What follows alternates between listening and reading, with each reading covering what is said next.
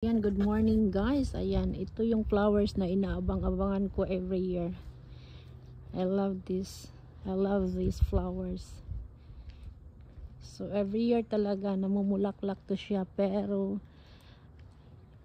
nag-ano lang siya, namumulaklak lang siya ng mga ilang weeks.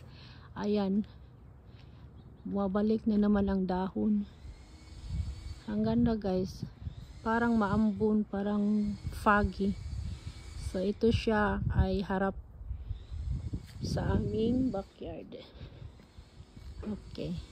Pupunta na naman tayo sa iba. So ayan ang bahay namin guys. So ayan o. Ganda. Super.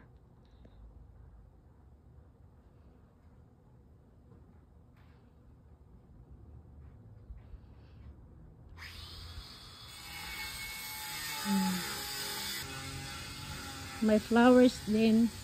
Tingnan nyo guys, isang puno, halos bulaklak talaga siya. Pero nag-uumpisa na siyang magdahon. Tingnan nyo, ang ganda talaga. Parang maambon na foggy. Tingnan nyo guys, ang ganda. Ito talagang inaabang-abangan ko.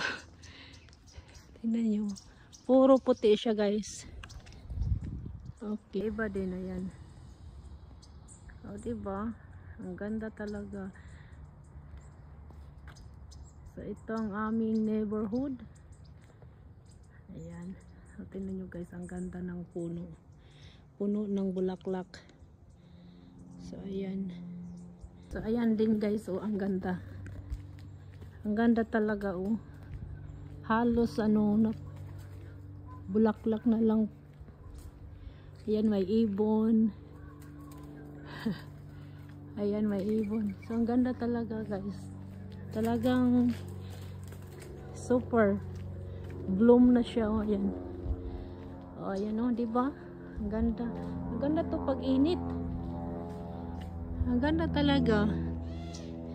Meron pa doon. Ito guys, ang sa kabilang sa kabilang ba yun, side. Ayan guys. So ayan, ito ang aming area. Tahimik siya guys, walang marites po dito. Ayan, maganda rin yan oh. Pag namumulaklak yan, kulay lavender. Ayan, mayroon pa dito puno. Ayan guys, tinatapon ang mga sofa bed. Ayan. I think may ay sayang ang book pambata na basa. Libre lang to eh. Kunin ko to, padala ko to sa Pinas. Basa ba? Nabasa. Sayang. Guys, ang daming bayabas. Ay, nangahulog. Oh my gosh. Tingnan nyo guys, oh, ang daming bunga sa bayabas na hulog. Ganito talaga dito guys sa ibang bansa. Hindi ka pwedeng mangunguha na walang paalam. Kasi i-report ka talaga. Yun oh, ang daming bunga. Saan kayo may-ari nito? Hihingi ako. Baka Filipina ang may-ari dito. Yan, ang daming hinog. Oh. Wow. Ay, ito. Tingnan nyo guys. Ay, kalumoy. Ay, ang ganda. Ayan, so pupunta tayo sa kabilang area. May puno na namumulaklak. Yan, ang ganda talaga dito guys. So pupunta tayo dito sa kabila. Bilisan natin kasi may bus. I know my car na dadaan. Dito sa ibang bansa guys, kung nakikita nyo yung interview ni Rufami sa Amerika, ang mga sasakyan ang nag-a-adjust sa pedestrian. Pero dyan sa Philippines, ang mga pedestrian ang nag-a-adjust sa mga sasakyan. Bahala na sila.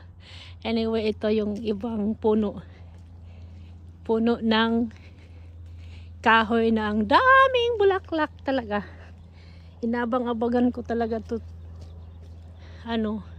tuwing taon. Ang ganda sana pag mainit, no? Parang na siya, mainit na. Ang ganda talaga, I love it. Umpisa na siyang manahon.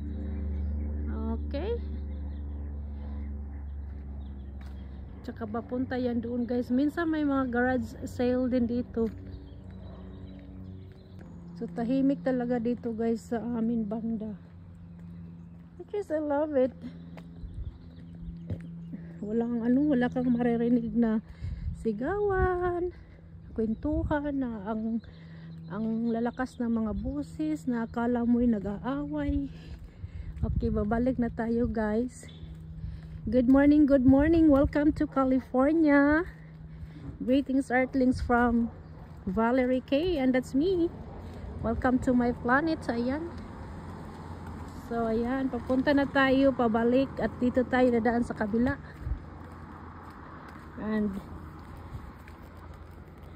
nakahanap ako ng book. Tingnan nyo, guys. Ang ganda. Mahaba na naman ang aking video, ang aking vlogs. Ayan. Okay. Thank you for watching, guys. Sana naman manood naman kayo para makita nyo ang view sa Amerika, para ma-inspired kayo, mangarap kayo magkarating sa ibang bansa, not only America. Ganda talaga sa ibang bansa, guys, lalo na pag hindi katamad. Char. Okay, thank you for watching. Bye bye.